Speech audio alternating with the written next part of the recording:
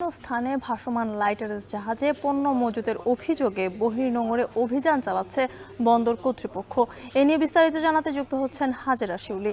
শিউলি, অভিযানে কি অনিয়মের বা জাহাজে পণ্য মজুদের কি প্রমাণ মিলেছে জানাবেন। গত রমজানের সময় চট্টগ্রাম বন্দর কর্তৃপক্ষ একটি নির্দেশনা জারি করে যে লাইটারের জাহাজ বহির্নোঙরে মাদার ভেসেল থেকে পণ্য লোড করার পর 3 দিনের বেশি বা 72 ঘন্টার বেশি বন্দর সীমায় অবস্থান করতে পারবে না।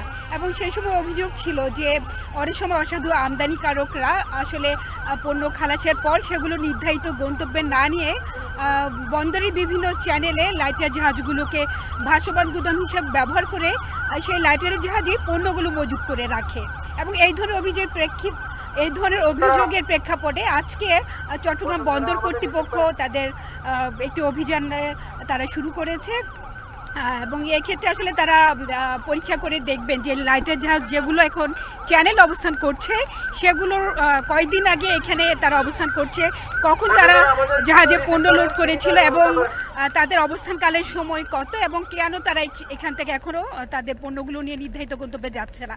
এবং এই মুহূর্তে আমরা দেখতে পাচ্ছি যে একটি জাহাজকে আসলে দাঁড় করানো হয়েছে এবং তারা সেই জাহাজটি চেক করবেন। এবং এখানে বন্দর নির্বাহী ম্যাজিস্ট্রেট আছেন সাদিয়া জামান এবং তার সাথে কোস্টগার্ডের একটি টিম এবং বন্দরের নিরাপত্তা বিভাগের কর্মকর্তারা এখানে উপস্থিত আছেন এবং তারা মাইকে ঘোষণা দিয়ে বলছেন যে মাস্টারকে যেন তার জাহাজের যাবতীয় কাগজপত্র নিয়ে যেন তারা এখানে আসেন।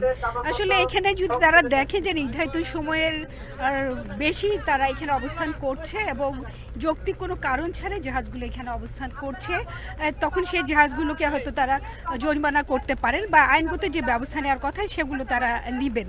তো জাহাজের যে মাস্টার এবং কর্মকর্তাদেরকে তারা বর্তমানে তাদের কাছে জানতে চাচ্ছেন যে তাদের কাগজপত্রগুলো নিতে বলেছেন। এবং এখানে কিন্তু বহির্নোঙরে সাধারণত গম, ডাল, ভোজ্য তেল, চিনি, লবণ, সার সহ বিভিন্ন ধরনের পণ্য খালাস হয় এবং অনেক বড় জাহাজে যেগুলো আসলে ড্রাফট বেশি সেগুলো বন্দরের সীমানায় বন্দরের জেটিতে ভিড়তে পারে না, সেগুলো বহির্নোঙরে লাইটার জাহাজের মাধ্যমে তাদের পণ্য খালাস করে। এবং বড় বড় যে বিভিন্ন ভোগ্যপণ্য আমদানিকারক প্রতিষ্ঠান আছে, আবুল খায়ের, মেঘনা সিটি, টিকে গ্রুপ, তাদের সে পণ্যগুলো অনেক সময় কিন্তু এইসব লাইটার জাহাজের মাধ্যমে তাদের যে শিল্প কারখানার গুদাম আছে বা নির্ধারিত বিভিন্ন স্থানে চলে যায় এবং এই পণ্য পরিবহনের কাজে নিয়োজিত আছে প্রায় 2000 মতো লাইটারের জাহাজ, যেগুলো চট্টগ্রাম বন্দর থেকে বহির্নোঙরে পণ্যগুলো লোড করে দেশের বিভিন্ন প্রান্তে চলে যায়। তো বর্তমানে অভিযান চলছে এবং কিছুক্ষণ পর আমরা জানতে পারবো যে আসলে যে জাহাজটিকে তারা বর্তমানে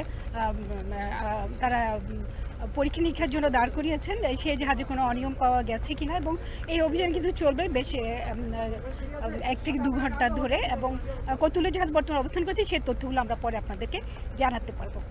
যদি এই ছিল আমার কাছে এখনকার মতো চট্টগ্রাম বন্দর কর্তৃপক্ষের যে সমুদ্রে লাইটার জাহাজে অভিযান তার সবশেষ।